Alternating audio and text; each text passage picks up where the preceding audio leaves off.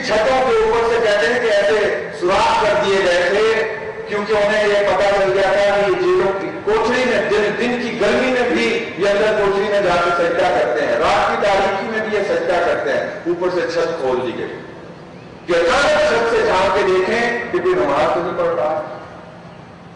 کہتے ہیں کہ ہم کمبل میں اوڑھ کے لیٹ کے بیماری کا بہانہ کر کے کسی طرح اشاروں سے ہم نمازیں پڑھتے رہے۔ کتنی خواتین ایسی ہیں تیونس میں، انہیں اس لیے موت کی وادی میں اترنے دیا گیا کہ فوری طور پہ اسپتال لے جانے کی ضرورت ہے، زچگی کا وقت ہے، لیکن وہ خاتون اصرار کر رہی ہے کہ نہیں، یہ کرتے رکھا ہوا کام اور پڑتا کہ میرے نبی کی سنت ہے، میں اس کو کبھی نہیں چھوڑوں گی۔ کہتے ہیں کہ اچھا مر جاؤ پھر اس سنت کو سینے سے لگاتے ہوئے، اسپتال کا دروازہ تمہارے لیے نہیں کھلے گا۔ یہ مسلمان ملک ہے۔ وہی قیدی بتا رہا تھا کہ تیونس میں مسجد کے دروازے کے باہر آ کے ایک پولیس کی گاڑی لگا دی جاتی، ڈیوٹی صرف یہ ہے کہ دیکھو نماز پڑھ کے آنے والے جو نمازی ہیں ان میں دیکھو کہ کوئی 18 سال یا اس سے کم عمر کا کوئی بچہ تو وہاں پہ نماز پڑھنے نہیں آیا۔ اگر کوئی 18 سال کا نوجوان ہے نماز پڑھنے مسجد میں آتا ہے، اس سے بڑا دہشت گرد کوئی اور نہیں ہو سکتا، اٹھاؤ اور جیل میں لے جاؤ۔ کہا جائے کہ فجر کے وقت خاص طور پہ محلوں میں جا کے دیکھو، کہیں کسی گھر میں کوئی بتی تو روشن نہیں ہوتی ہے۔ یہ کیسے بنیاد پرست اور دہشت گرد لوگ ہیں کہ آرام و سکون کی نیند کے عین عروج میں یہ اٹھ کے اپنے اللہ کے حضور سجدہ ریز ہو جاتے ہیں۔ یہ دہشت گرد اٹھاؤ، 30,000 کی تعداد میں۔ میرے بھائیوں اسی تیونس سے آج ہمیں وہاں کے سربراہ اسلامی تحریک کے راشد منوشی صاحب بتاتے ہیں کہ اللہ کے شکر ہے، اللہ کے فضل سے اب تیونس کی جیلوں میں ایک بھی ہمارا قیدی، ایک کے علاوہ عاشور جو ان کے بہت سینئر ذمہ دار ہیں، ان کے علاوہ اب جیل میں کوئی اور باقی نہیں بچا۔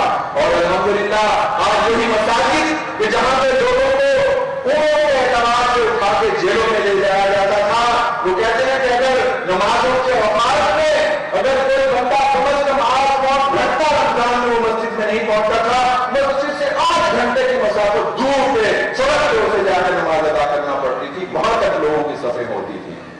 یہ اللہ کا نور ہے جسے ہر صورت میں مکمل ہو کر رہنا ہے۔ لیکن میرے بھائیوں، یہ جو قرآن تحریکیں ہیں، یہ جو دل و دماغ کو رب کا پیغام سناتے ہوئے دلوں کو اس جانب متوجہ کرنا چاہتی ہیں، الحمدللہ جہاں پہ بھی ہم دیکھیں مشکلات کے باوجود آج مصر میں پھر دوبارہ تبلیغ آزاد بند ہے، وہاں پہ بھی اس وقت ہزاروں کی تعداد میں آپ کے بھائی جیلوں میں ہیں، بلکہ امام حسن بننا کی شہادت کے بعد کوئی ایک دن بھی ایسا نہیں گزرا ہے جب مصر کی جیلوں میں لوگ گرفتار نہ ہوں۔ لیکن اخوان المسلمون جسے قدم تنظیم کہا جاتا ہے، 89 ان کے ارکان اسمبلی اس وقت پارلیمنٹ میں موجود ہیں۔ یہ جو گرفتاریوں کا سلسلہ ہے، سب تجزیہ نگار امریکیوں سمیت اس پر متفق ہیں کہ گرفتاریوں کا ایک ہی ہدف اور سبب ہے کہ آئندہ الیکشنز میں اخوان کو جیتنے سے روکا جائے۔ آئندہ حسنی مبارک اپنے بیٹے جمال مبارک کو وہاں پہ صدر بنانا چاہتا ہے، اس کی راہ ہموار کی جائے۔ اور ایک ہی خطرہ ہے ہمارے سامنے، ایک اجتماع تھا اسلامی تحریک کے ذمہ داران کا، مصر کے اخوان المسلمون کے جو سربراہ آئے ہوئے تھے، وفد کے سربراہ، پارٹی کے سربراہ کو تو مصر سے باہر نکلنے کی اجازت نہیں ہے، عمرہ اور حج کے لیے جانے کی بھی اجازت نہیں ہے۔ تو وفد کے سربراہ کہنے لگے کہ ہماری اصل مشکل مصر میں یہ ہے کہ پورے مصر میں اخوان المسلمون کے علاوہ اور کوئی سیاسی جماعت خواہ سیکولر کیوں نہ ہو باقی ہی نہیں بچی ہے۔ ہم کہتے ہیں دعا کرتے ہیں کوئی چاہے وہ سیکولر پارٹی کا آ جائے لیکن کوئی سیاسی میدان میں ہمارا ساتھ دینے والا تو ہو، لیکن کوئی جماعت اخوان المسلمون کے علاوہ باقی نہیں بچی ہے۔ میں نے عرض کیا کہ یہ اللہ کا نور ہے جسے ہر صورت میں مکمل ہونا ہے۔ یہ اس کی اور بھی مثالیں یمن میں اور خود یہاں پہ خلیجی ریاستوں میں دیکھی جا سکتی ہے، خود بنگلہ دیش میں ابھی جو موجودہ انتخابات ہوئے ہیں اس کے بعد جماعت اسلامی کی قیادت کے خلاف تمام اوراق اور کاغذات وہاں پہ تلاش کیے گئے، کوئی اپنا ثبوت جب ان کے خلاف کرپشن کا نہیں مل سکا تو ان پر وہی نظری الزام کہ یہ غدار ہیں. انہوں نے مشرقی پاکستان کو بنگلہ دیش بننے کی مخالفت کی تھی اور انہوں نے پاکستان کو ٹوٹنے سے بچانے میں کردار ادا کیا تھا. ان کے خلاف بھی بغاوت کے مقدمات تازہ کیے جا رہے ہیں. اور یہ اگر حسینہ شیخ کا بس چلتا تو آج سے کئی ماہ پہلے پروفیسر غلام اعظم اور مطیع الرحمان نظامی صاحب سمیت تمام لوگوں کو وہ جیلوں میں گھسیٹ رہی ہوتی. لیکن اللہ نے اسے یہ توفیق نہیں دی کیونکہ اللہ کے وہ شیر بنگلہ دیش میں آپ کے بھائی وہ اس بات کے لیے تیار ہیں. وہ یہ کہتے ہیں کہ ہم ایک ملک تھے, ہم نے ملک کو ٹوٹنے سے انکار کیا. آج یہ ہمارا ملک ہے, ہم اس ملک کے دفاع میں اور تعمیر میں اپنا کردار ادا کر رہے ہیں. ہم اس ملک کے شہری ہیں, ہم نے کوئی گناہ سرزد نہیں ہم سے ہوا اور ہم ہر سزا کو بچنے کے لیے تیار ہیں. لیکن یاد رکھو کہ خود بنگلہ دیش کے عوام کوئی شام اگر تم نے ایسا قدم اٹھایا تو وہ تمہارے ساتھ نہیں ہمارے ساتھ کھڑے ہوں گے. آج بھی وہاں پہ جو تجزیہ کیا جاتا ہے, جو سروے والے ہوتے ہیں وہ سب یہ کہتے ہیں کہ حسینہ نہیں جیتی, وہاں پہ بھارت جیتا ہے. لیکن بھارت بھی اور مشرقی پاکستان کو ہم سے الگ کرنے کے بعد اس کو بھارت میں ضم نہیں کر سکا تھا. وہ اپنے الحمدللہ اللہ شناخت رکھتے ہیں. یہ بنگلہ دیش کے مشکل حالات ہوں یا جس طرح پاکستان کے حالات آپ سے وقفی نہیں ہے, جتنے بھی چیلنجز ہیں ان سب کچھ کے باوجود میں مختصر ذکر کچھ جہادی میدانوں کا کر کے اپنی بات ختم کرتا ہوں کہ نماز کا وقت ہے. میں عرض کر رہا ہوں کہ غزوہ احد میں رسول اکرم صلی اللہ علیہ وسلم نے جس طرح پیچھے ٹیلے پر جن افراد کی ذمہ داری لگا دی وہ پورا واقعہ آپ کو یاد آ گیا ہوگا. جہادی میدان میں بالخصوص اسلامی تحریکوں میں بالعموم یہ جو تقسیم کار ہے, یہ جو کیمرے کے لیے اس اسٹیج پہ چڑھے ہوئے ہمارے یہ کارکن, کوئی ہم میں سے نہیں کہتا کہ وہ سب اٹھ کے آ کے اس اسٹیج پر اس کیمرے کے پیچھے کھڑے ہو جائیں.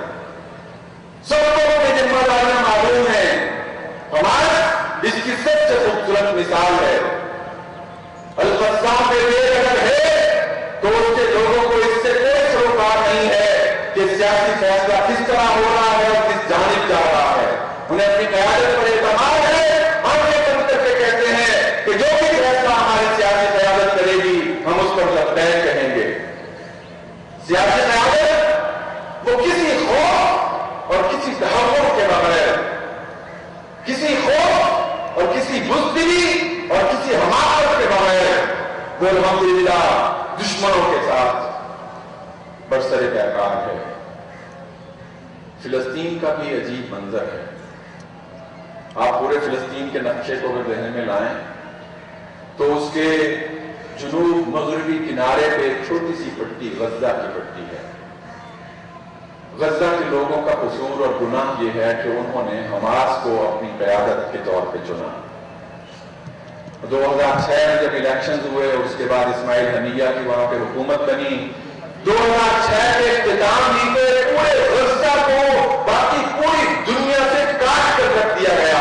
گناہ یہ ہے دہشت گرد ہے, حماس کا ساتھ دیتے ہیں, جہاد کے راستے پہ چلنا چاہتے ہیں, حماس کی قیادت کو چھوڑنے کے لیے تیار نہیں ہے. پورے غزہ کا محاصرہ کر لیا گیا. اوپر اور دائیں طرف اسرائیلی ہے, بائیں طرف سمندر ہے, نیچے مصری فوج ہے. مصری فوج کا کردار اور مصری حکومت کا کردار وہ اسرائیلی شارون سے بھی زیادہ بدتر ہے.